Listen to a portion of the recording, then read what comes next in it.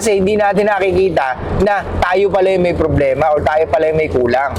Okay, panoorin nyo muna itong minention sa atin ng isa sa mga ropa natin. Not on their survival mode because you cannot go on a date with a man who's in the survival mode. Kasi yan yung man na pag nagbibigay sa'yo ng konti, ang dami nang hihingiin sa'yo, mag-50-50 sa'yo, ultimo parking, sisingilin ka pa Talaga at sa ba? gas. Diba? You want a man who's a gentleman, who's, whether it's you or whether it's another woman, they just want to be able to show leadership and be able to provide. Basic lang naman yun eh. Hindi naman yun, they're not buying you a house and lot. Okay, so ibig mo sabihin, hindi gentleman pag hindi kaya mag-provide? So ibig sabihin, ang pagiging gentleman nakabase sa mga kaya niya i-provide. Yun ba yun? So, ibig sabihin, by definition, ang lalaki walang kayang i-provide ay hindi gentleman or walang kwenta. Oh! Oh! Tingnan niyo mga ropa, ganito sila mag-demand sa mga lalaking gusto nila. The question is, ano bang alam nyo sa relationship? Ano bang kaya nyong ibigay sa relationship? Pag ang lalaki na nag-demand or nagtanong, anong kaya mong ibigay sa akin pag nagkarelasyon tayo? Or ano ang mapapala ko sa'yo pagkarelasyon kita? Tell me what the benefits I will get once na nasa relationship tayong dalawa.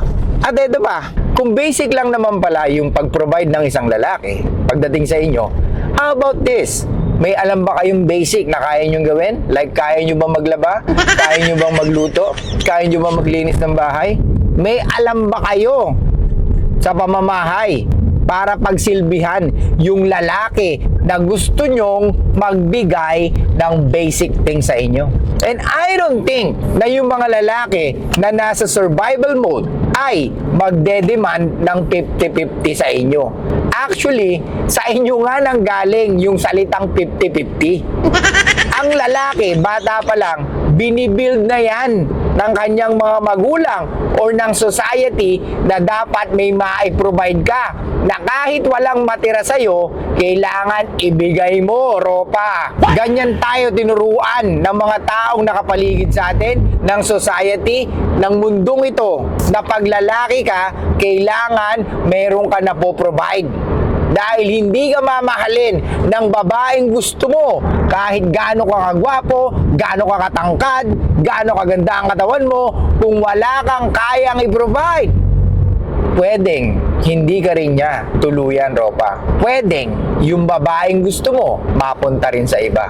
So pag ganito ang ina-advise ng babae sa kapwa niya babae, pinapalaki niya lang yung ulo ng babae. Di ba? Kasi nakikita ko dito is only one-sided.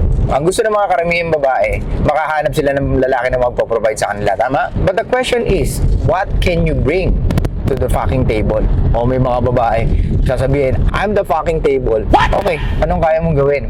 Anong benepisyo makukuha ko pagka-relasyon kita? Di ba? Since ganyan ang demand mo, kung sabihin namin sa inyo, ladies, ayaw namin na may anak, for sure, magagalit kayo, di ba? Sasabihin nyo na naman, misogynistic. Sasabihin nyo na naman, hindi gentleman. Di ba? O sasabihin nyo, ang pinakalagi nyo sinasabi, ay, wow, princess. O, di ba? O sasabihin nyo pa, skincare reveal naman. Pag nagsabi tayo ng mga criteria na hinahanap natin sa mga kababaihan, aba, eto na sila. Kung ano-ano na sasabihin, na parang sinishame nila yung mga preferences mo. Na parang bilang lalaki, parang wala kang karapatan magsabi kung anong gusto mo.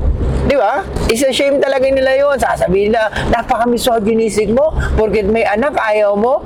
Bakit? Sino ka ba? Gwapo ka ba? Artista ka ba? Mayaman ka ba?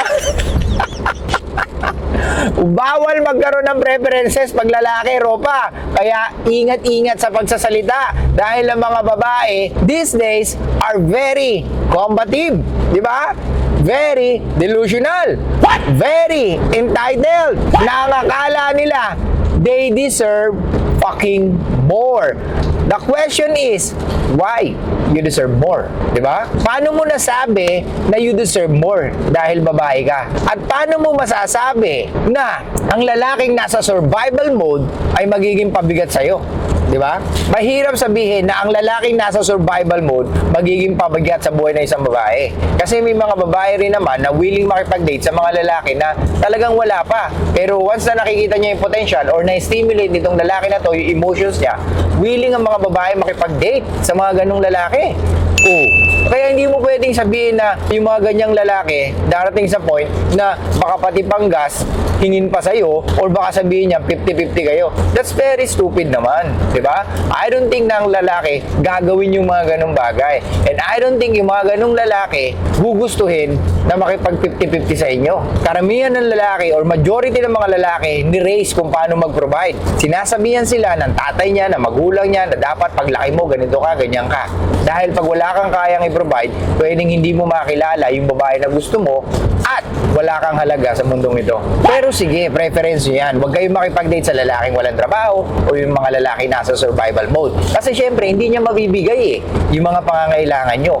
Pero syempre, kaming mga lalaki, meron din kaming preferences. At ayaw namin sa mga babaeng maharot, ayaw namin sa mga babaeng nagsusuot ng provocative, ayaw namin sa mga babae na nagpo-post ng mga sexy photos, at lalong ayaw namin sa babae na nakikipagkaibigan sa mga lalaki kahit na in a relationship na siya. At ito pa, ulitin ko, ano bang kaya mong i-provide? Why you asking na dapat yung lalaki may ma-provide sa'yo? Di ba? Anong kaya mong i-provide bilang babae sa isang relationship? That's the question. Marunong ka ba magluto? Ulitin ko, marunong ka ba magluto? Marunong ka ba maglaba? Marunong ka ba sa gawaing bahay? Gusto mo ba yung gawain na yon? Kasi kung hindi, kung wala kang alam sa ganon, then what can you provide? Ulitin ko, kung wala kayong alam sa gawaing bahay, anong kaya nyo ibigay sa relationship? Hindi pwede na puro ka demand. Hindi pwede na puro ka lang complain. Hindi pwede na lagi nasa isip mo, you deserve more. That's BS. Di ba? Kung wala kang kayang i-provide, then you better ask yourself kung ano ang kaya mong i-provide sa relationship before you pray to God na sana bigyan nyo ko ng lalaki magpo-provide sa akin. Di ba? Ask yourself. Kasi minsan baka mali tayo ng prayers. Kasi hindi natin nakikita na tayo pala yung may problema or tayo pala yung may kulang.